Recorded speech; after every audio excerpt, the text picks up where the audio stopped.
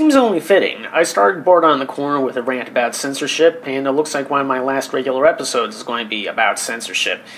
You probably know where I'm going with this by now, so let's just roll the film. So some schmuck who claims to be a Mark Twain scholar is playing revisionism with the adventures of Huckleberry Finn by removing all uses of the N-word, cleaning up references to biracial people, and renaming Injun Joe Indian Joe. Which might not be that bad if this wasn't a classic novel written in the Old South by a man who hated slavery.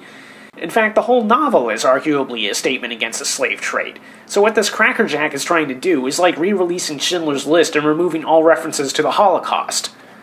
To give this man some credit, incidentally his name is Alan Gribben, the reason he did this was to make it easier for teachers and parents to allow the book in the classroom. Incidentally, I was able to borrow this from my school library when I was 10 years old and no one said a word.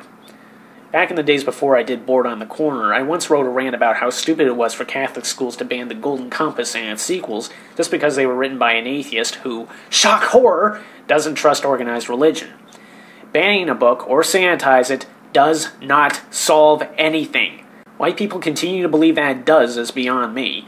If you want a more contemporary example, look at how Charles McVitie and the Harper government try to go after young people fucking as an example of so-called pornography in Canadian film, getting their knickers in a knot over a movie tamer than any of the American Pie flicks just made people know that it was out there and helped it make money.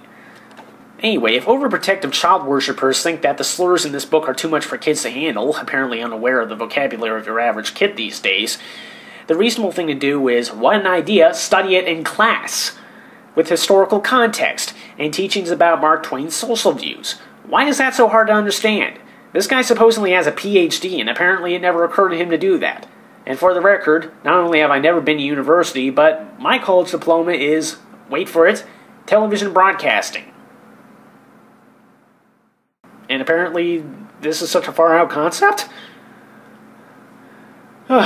Bloody hell. Enough said.